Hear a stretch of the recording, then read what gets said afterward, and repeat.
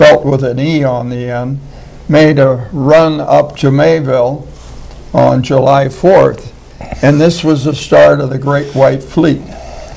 And the Great White Fleet proceeded to cut that manila rope almost every time they went over it. And it was a heck of a mess.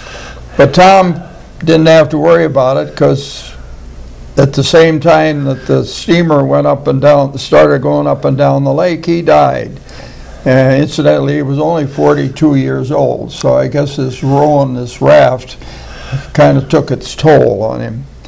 But anyhow, it was a mess for years. The various people tried to operate it. One only lasted 30 days.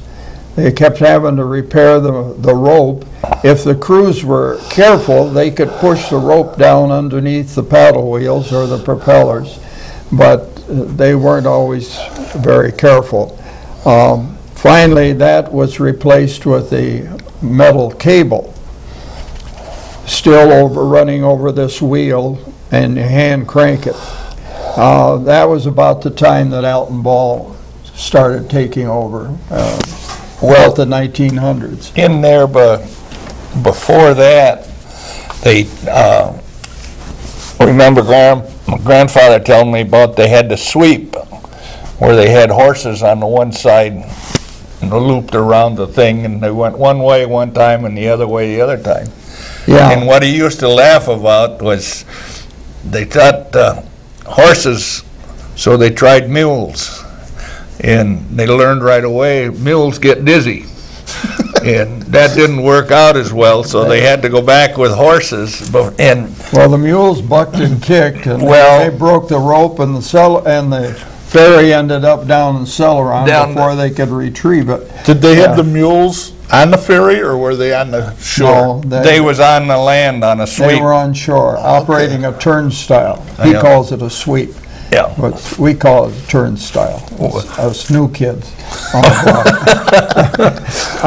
Sorry about that, but I don't know that. There was a fellow by the name of Philip Strong in Stow, and he tried a horse on a treadmill on the ferry. Now this sounds silly, but at that time there was a big boat down in Jamestown that used horses on treadmills to drive it. It worked, but it didn't work on the ferry. They got out in the middle, and the horse got frightened because the contraption made so darn much noise. So he just froze in the spot, and he wouldn't move. So they had to disconnect the whole thing and pull themselves back to shore, and they gave up that idea. I know one of the other things that they talked about was if you help pull or turn the crank, you could ride for half fare. Yeah. There's where you get your half cents. Well, that's right. You could ride. But there's a lot of stories in working the ferry today. I guess you call it the feedback to history that we get from people that come on the ferry that rode it when they was little kids, telling about the experiences that they had by like staying in Stow overnight because they couldn't get across, the ferry wasn't working, and it was easier to sleep on the ground than it was to walk around the lake.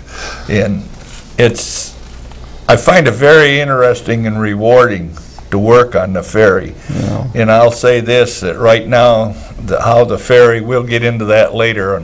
I hadn't heard that one about sleeping on the ground. I'm going to have to put that in I'm going to have to collect all these stories from you sometime so I can get them into my accumulation of ferry boat tales.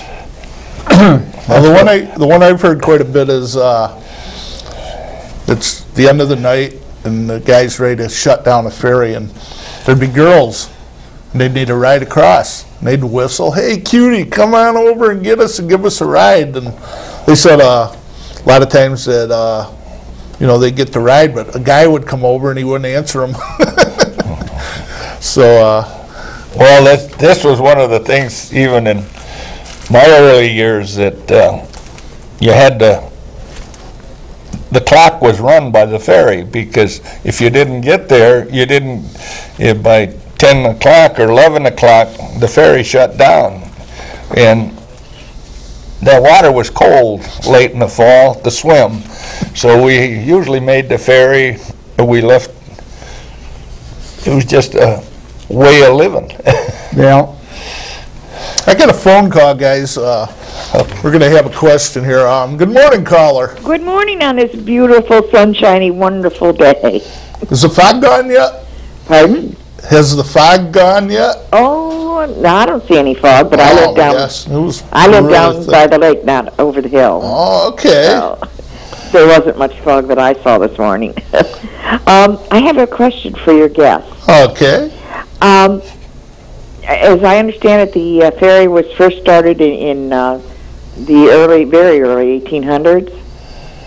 Is that correct?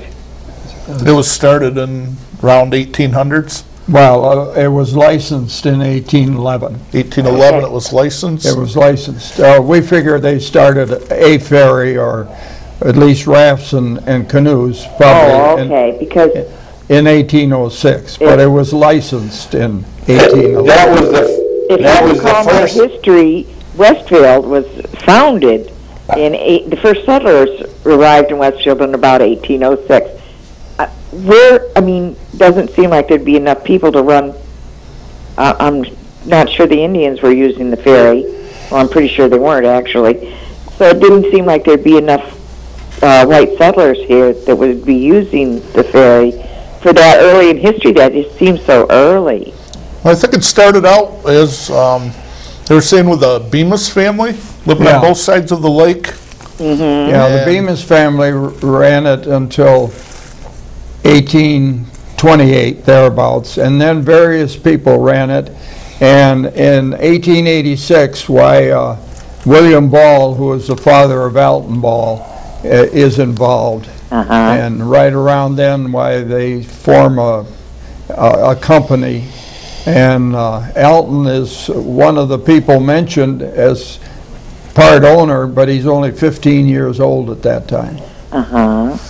Now, I'm assuming that's where we get this family. And the name Stow, now, what does that actually come from? Was there a family named Stow? The name Stow, do you know where that came from? There's a family Stow named family. Stow, yeah. Stow family? The Stow family. There's a family named Stow. There's quite a few of them in and around Stow. They're well known over there.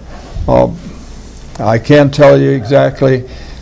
I keep forgetting when Stow got its name, but it was in the 20s or 30s, I think. Oh, that's the 1920s and 30s that it was started to be called Stow Ferry. Because when I was growing up, that's what we called it, the Stow Ferry. Well, I guess that's a good thing is, it was called the Narrows. the Narrows? Narrows. Yeah. There. Yeah, it was called the Narrows for a long time. And one year, it used to cost a nickel when I was a child. And one year I was going to swim across the lake at the Narrows. And I did so, but I had a nickel clutched somewhere on my body in my swimsuit, and I lost it, so I had to swim back across. My childhood memories. I don't know if I'd want to swim that long or. It wasn't really, well, when you're only about 13, Yeah. it wasn't quite that long. You got to remember, there was no other way to go across but swim or take the ferry. They all go all the way around, you're right. Yeah, there's And several stories about people that I'm sure they probably would have let me ride swam across. if I cried that I lost my nickel. But I decided just to swim back. I was young. Well, we used to take our horses and swim them across when we were kids and didn't know no better until we got home and heard different. Learned the hard way by the seat of your pants, probably. Okay, well, thank you very much. Well, thank you, caller. If you want to send a self-addressed stamped envelope to Post Office Box 188 in Mayville, we'll send you some gifts, Okay, and we'll hand deliver a cup, one of the Access Channel 5 cups to you. okay, thank you very much. Thank you. I guess, John,